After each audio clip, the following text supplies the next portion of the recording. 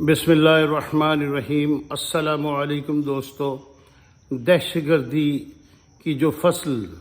ہمارے ہاں بہت زیادہ توانا ہو گئی تھی،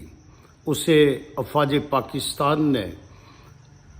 لاتعداد قربانیوں کے ذریعے اور ہماری سول پاپولیشن نے بھی اور پولیٹیکل پرسنالٹیز نے بھی، جن میں محترمہ بینظیر بھٹو شہید کا لہو بھی شامل ہے اور ہمارے وکلا بھائیوں کا بھی اس میں حصہ ہے اور ہمارے صحافی بھائیوں کا بھی حصہ ہے، ہماری جو سیمی آرمڈ فورسز ہیں ان کا بھی حصہ ہے۔ تو انتہائی کامیاب ضرب عضب کے بعد رد الفساد 2 مہمات کے دوران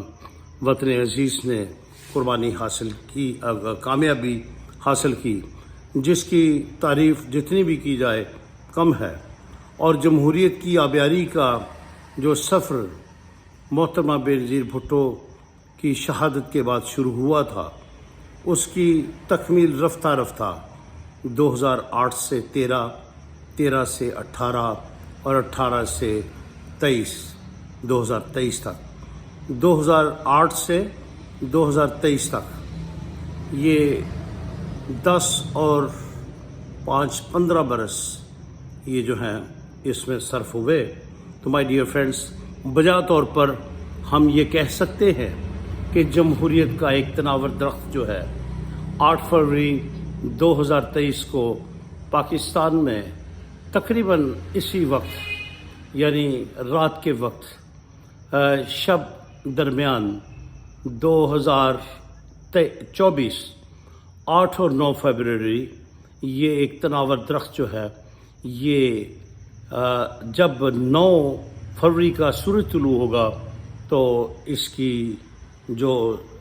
سرسبز و شاداب اس کی جو پتیاں ہیں وہ یہ بتائیں گے، پتے بتائیں گے کہ یہ کتنا تناور درخت ہے، اور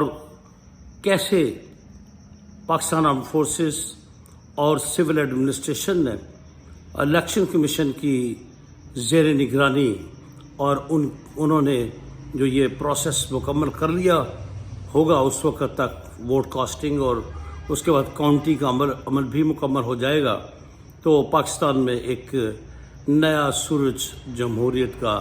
طلوع ہوگا۔ اس سلسلہ میں ہمارے پولیٹیکل ورکرز نے، پولیٹیکل لیڈرز نے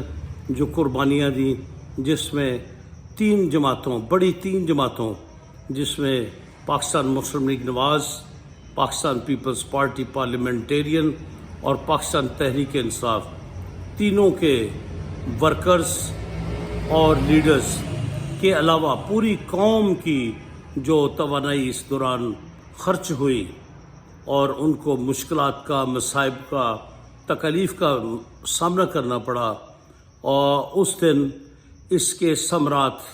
کا آغاز انشاءاللہ ہوگا۔ اور تمام پولیٹیکل پارٹیز جنرل الیکشنز 2024 کے نتائج کو انشاءاللہ تسلیم کریں گے اور عوام الناس کی اکثریت بھی اسے تسلیم کریں گی، اور وہ لوگ جو اس کے باوجود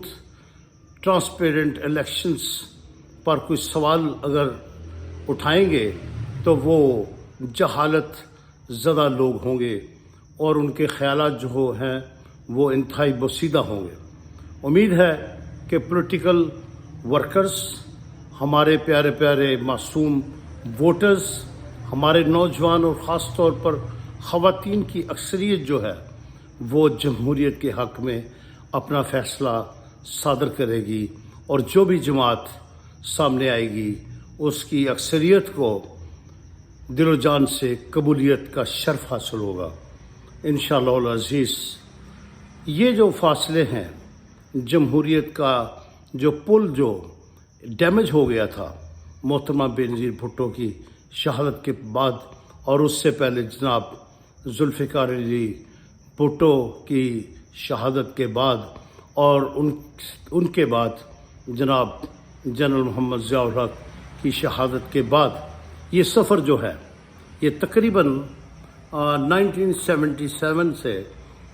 1997 तक 20 बरस और फिर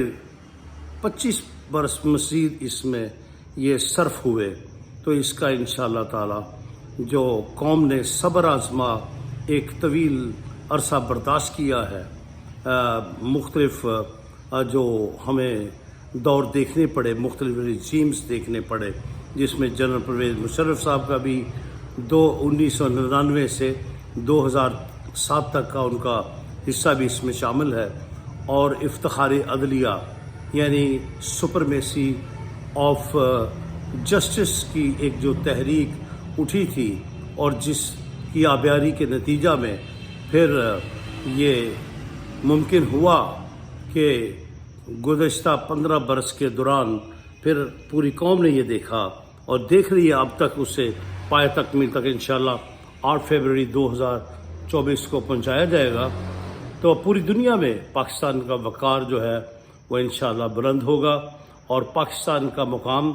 जमहूरियत पसंद अक़वाम में होगा। अमन के लिए जिस तरह फ़ौज पाकिस्तान ने भरपूर किरदार अदा किया है और पाकिस्तानी अवाम ने इंतहाई ज़्यादा सब्र व तहम्मुल का गुज़श्ता 45 बरस के दौरान मुज़ाहरा किया है और हरफ शिकायत लब पर नहीं लाई। इन्होंने भूख बर्दाश्त की है, इन्होंने प्यास बर्दाश्त की है, इन्होंने गुर्बत बर्दाश्त की है और फिर इन्होंने अपने मासूम बच्चों के जो तालीम हासिल करने का अयाम थे, एंटी लेबर लॉज के होने के बावजूद उन्होंने अपने बच्चों को मशक्क़त पर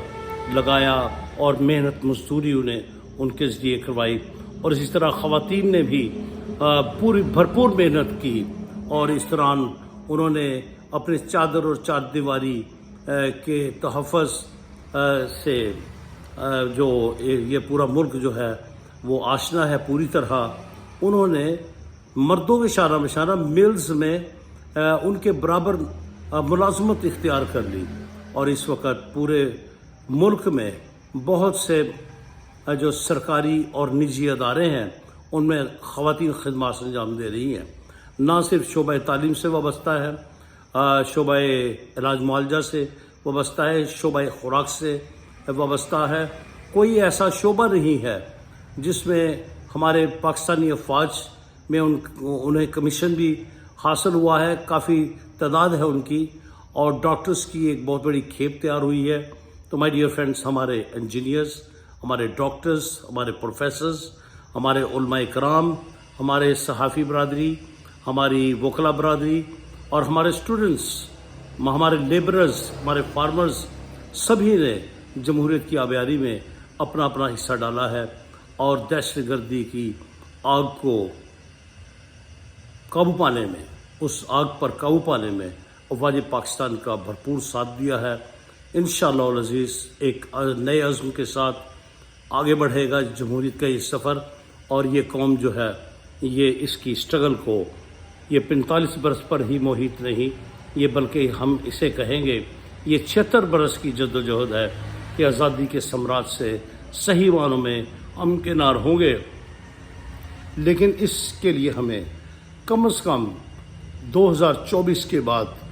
30 बरस तक हमें ये 2054 तक ये सिलसिला जो है इसको आगे बढ़ाना होगा और मशक्क़त से काम लेना होगा, रोज़ाना मेहनत करना होगी, दिन रात एक करना होगा और रोज़ाना की बुनियाद पर हमने कोई भी काम अधूरा नहीं छोड़ना।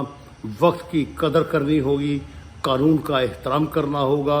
और रोड ट्रैफिक डिसिप्लिन का हमने शानदार मुज़ाहरा करना है। My dear friends, equally as you know that